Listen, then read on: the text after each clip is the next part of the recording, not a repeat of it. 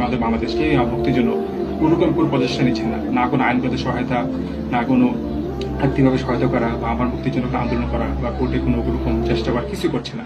আসসালামু আলাইকুম। আমি শাফির রহমান ফারাবি, ব্লগার, অভিযোগ হত্যা মামলা আসামি। আমরা অভিযোগ হত্যা মামলা যাবজ্জীবন সাজা হয়েছে, এটা আপনারা জানেন। আবার ঢাকা সাইবার কোর্টেও 2023 সালে 30 জানুয়ারি শেখ হাসিনা কর্তৃক একটা মামলায় আমার 7 বছর সাজা হয়েছে। আমার 39 বছর সাজা হয়েছে, 39 ইয়ার্স। কিন্তু দুঃখজনক হলে সত্য, বাংলাদেশের কোনো ইসলামী রাজনৈতিক দলই আমার মুক্তির জন্য কোনো রকম কোনো প্রচেষ্টা নিচ্ছে না। হেফাজতের মামলা মামুনুল হক, আমি পাশের বিল্ডিংয়ে থাকতাম, উনি আপুরা আমার ব্যাপারটা জানেন। যে আমাদের সেক্রেটারি জেনারেল গোলাম পারোয়ার, উনি আর আমি পাশের ব্লকে থাকতাম, উনি আমার ব্যাপারটা জানতো। চরণপীরের অনেকেই আমার ভক্ত আছে, চরণপীর সাহেবের সবাই ইসলামী আন্দোলন বাংলাদেশ, তারাও আমার ব্যাপারটা জানে।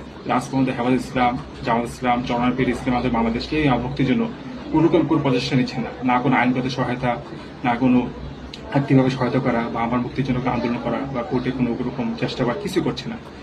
আজকে রমজান মাসেই ইফতার আগে দেশবাসীর কাছে আমার একটা অনুরোধ, আমার মুক্তির জন্য অবশ্যই যেন ইসলামী রাজনৈতিক দলগুলো প্রচেষ্টা নেয় এবং তারা যেন কাজ শুরু করে। সবাই এই ব্যাপারটা আপনার চাপ দিবেন। আর আমি যে লেখালেখিগুলি করেছিলাম নাস্তির বিরুদ্ধে, আমার সেই লেখাগুলো আপনারা সংরক্ষণ করে রাখবেন। আমার সবগুলো লেখাগুলো নিয়ে আপনারা বই বের করার চেষ্টা করবেন। আপনারা বিশেষ করে অভিযোগ হত্যা মামলায় আমি যে 302 ধারায় যে লেখিত জবানবন্দি দিয়েছিলাম, সবার প্রতি অনুরোধ, আমার এই জবানবন্দিটা আপনারা বহুল প্রচার করবেন। অর্থাৎ আমার মুক্তির জন্য অবশ্যই আপনারা সবাই চেষ্টা করবেন, ইসলামী রাজনৈতিক দলগুলোর উপর চাপ দিবেন, তারা যেন আমার মুক্তির জন্য চেষ্টা করে। এই কথাগুলো বললে আমি আমার বক্তব্য শেষ করছি।